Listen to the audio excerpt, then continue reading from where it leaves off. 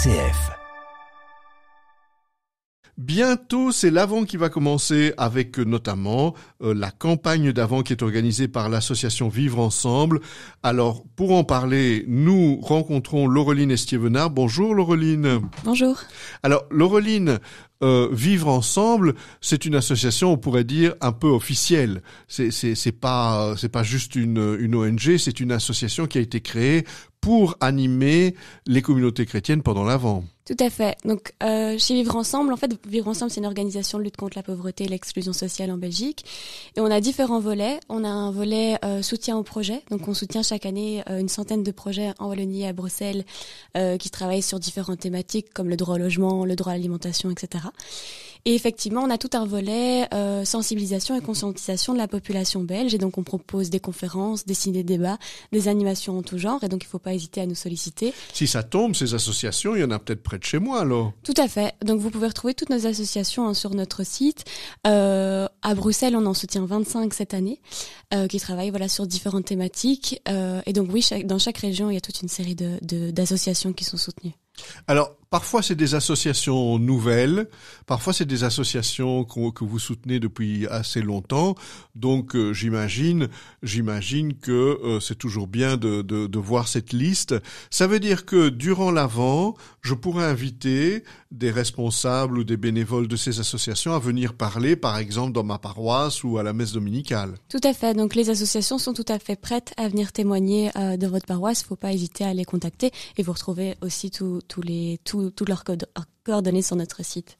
Alors évidemment, Laureline, j'imagine que Vivre Ensemble, c'est aussi des affiches, qui sont souvent très très belles, des dépliants, parce que vous prenez quand même un certain temps pour faire toutes ces campagnes. Ça veut dire qu'en fait, ma paroisse, elle a peut-être déjà reçu ces documents, mais moi-même, je pourrais les trouver ? Tout à fait. Donc, on envoie une enveloppe à chaque paroisse. Donc, normalement, les paroisses reçoivent ces documents. Même chose, vous pouvez les retrouver sur notre site, mais n'hésitez pas à nous contacter non plus parce qu'on peut aussi vous les envoyer. Alors, il y a énormément d'outils dont vous pouvez bénéficier. On fait une gazette de l'Avent, donc qui présente la thématique, qui vous propose des pistes pour vous former. Et dans cette gazette, vous retrouvez également toutes les associations qu'on soutient. Il y a les pistes, donc qui vous proposent des animations pour chaque dimanche, une vidéo de campagne, une étude de campagne qui s'appelle « À bout de souffle, parcours d'obstacles pour le droit au logement », des dépliants et des enveloppes de collecte et aussi une affiche de campagne.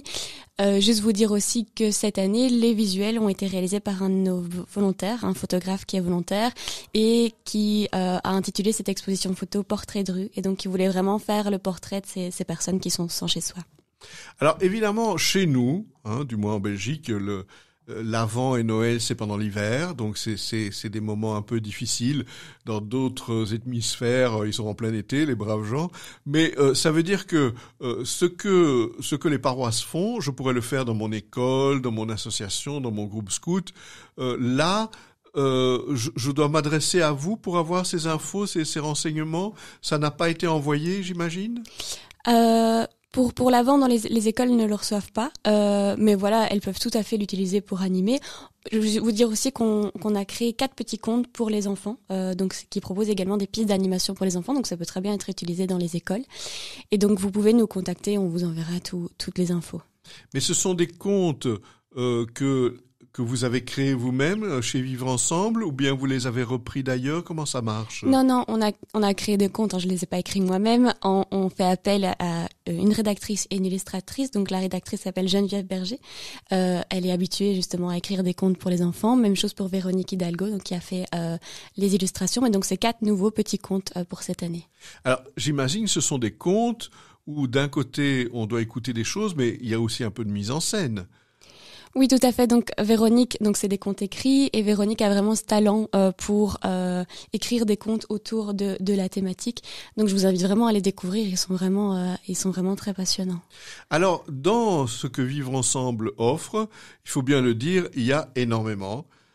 Donc j'imagine qu'il y aura un choix à faire. Enfin, je veux dire, c'est pas possible qu'on fasse tout. Oui, tout à fait. Si vous avez le courage de tout lire, allez-y. Mais effectivement, le but de proposer cette panoplie-là, c'est de pouvoir vous permettre de piocher ce qui vous convient le mieux dans notre panoplie. Alors, bien sûr, Laureline, moi, je vois bien tout ce qu'on peut faire pendant l'Avent. Néanmoins, pour ce qui est de la collecte financière, on a plutôt concentré ça sur un des dimanches. Ça veut dire, ce dimanche-là, les paroisses sont en général, je ne sais pas comment dire, tenues de faire cette collecte spécifique. Oui, c'est ça. Donc notre collecte de l'Avent aura lieu cette année le 16 et le 17 décembre, donc c'est le 3e dimanche. Après, évidemment, en fonction des réalités de chaque paroisse, n'hésitez pas à déplacer cette collecte-là un autre dimanche si ça vous convient mieux. Alors, bien sûr, ça veut dire que on peut aller à la messe et mettre de l'argent dans le panier ou dans la collecte. Si jamais on a oublié son portefeuille ou qu'on n'est pas allé à la messe, j'imagine que sur votre site, il y aura un numéro de compte. Mais le reste de l'année, Vivre Ensemble, il continue quand même à faire plein de choses, non ? Oui, tout à fait. Donc, toute notre volet d'éducation permanente continue le reste de l'année. On continue d'animer, on continue de vous proposer des conférences, des ciné-débats, etc. Donc, n'hésitez pas tout le reste de l'année à nous solliciter. On essaye aussi de donc on fait un focus sur les associations pendant la campagne de l'Avent, mais notre appel à projet continue à courir pour le reste de l'Avent. Donc, on publie un appel à projet fin décembre et les associations jusque fin mars pour postuler. Et ensuite, on a tout un groupe de volontaires qui sélectionne les associations, mais donc ce soutien au projet en fait a lieu toute l'année, comme notre éducation permanente a lieu toute l'année. Mais supposons que dans ma paroisse, Laureline, on se concentre sur telle association, qu'on fasse venir, je sais pas, le premier dimanche ou le deuxième dimanche de l'Avent, on fasse venir quelqu'un de cette association. Néanmoins, lors de la collecte de fonds, les fonds sont répartis entre toutes les associations, c'est bien ça? Oui, tout à fait. Donc on fait une collecte globale par toutes les paroisses, et ensuite on répartit chaque année ces fonds aux associations qu'on soutient. Oui, toutes les associations vont recevoir quelque chose. Tout à fait, bien sûr. Il n'y a pas une espèce de concours non, il n'y a pas de concours. Qui reçoit le plus. On met pas en compétition les associations, pas du tout. Donc chaque association recevra le montant qui lui aura été attribué par nos groupes de volontaires. Alors, bien sûr, hein, Laureline, je pense qu'il y a pour tous les âges. On parlait des contes qui sont plutôt pour les enfants. Les groupes d'adolescents, je suppose, ont leur propre outils également. Les paroisses, les écoles. Il y a vraiment, pour cette campagne de Vivre Ensemble, il y a des outils qui s'adressent à tout le monde. Oui, on essaye vraiment d'avoir une panoplie d'outils diversifiés. C'est pour ça qu'il y en a autant. Ainsi, chacun peut aller choisir. Et effectivement, il y a pour tous les groupes d'âge et tous les milieux. Donc, il y a pour les paroisses, il y a pour le grand public, il y a pour les enfants, les adultes, les ados. Donc, n'hésitez pas à aller voir nos outils. Alors, sans indiscrétion, vous êtes bilingue à Vivre Ensemble, ou bien vous allez présenter les outils au moins en français et en néerlandais, j'imagine. Alors, c'est très complexe. Moi, je suis pas bilingue, mais par contre, effectivement, on a au sein d'Action Vivre Ensemble, il y a je vais dire une petite sœur, mais un volet notamment germanophone qui s'appelle, et je suis désolée pour mon accent, mais Mittenderlandtalen, je vais y arriver. Et alors, on a aussi Broederlijk-Delen, qui est là la version néerlandophone. Donc, ça veut dire que, en fait, selon les communautés dans ma paroisse, je peux trouver les outils dans différentes langues. Tout à fait. Donc là, par exemple, notre collègue germanophone est en train de faire une traduction notamment de l'étude de campagne. Donc elle sera disponible en allemand. Même chose pour l'affiche. Donc il y a toute une série d'outils qui sont traduits. Et notre collègue néerlandophone, donc qui n'est pas directement rattaché à Vivre Ensemble, propose également toute une série d'outils en néerlandais. Alors, le site francophone, il s'appelle comment, en fait? Donc, c'est, que je me trompe pas, vivre-ensemble.be.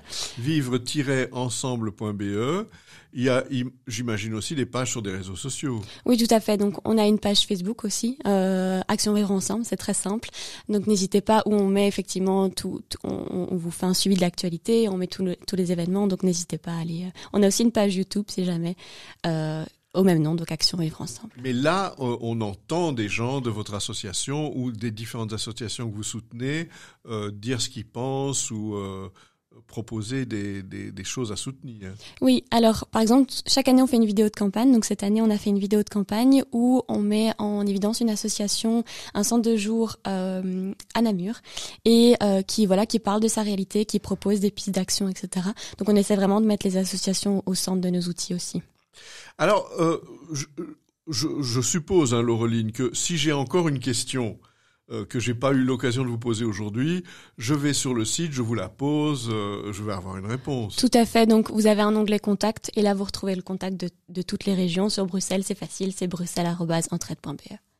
Alors, disons-le clairement, Vivre Ensemble, c'est une petite association, hein, c'est pas un énorme truc. Donc ça veut dire il faut quand même faire un effort pour apprendre à vous connaître.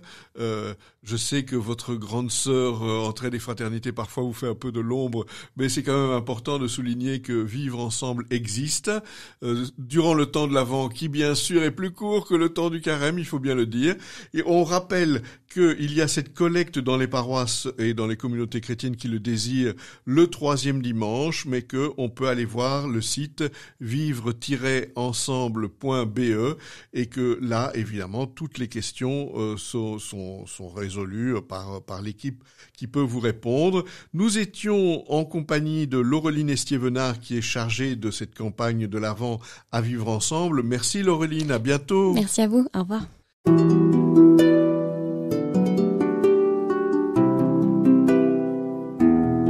Au fil de la vie, Enzo Bordonaro.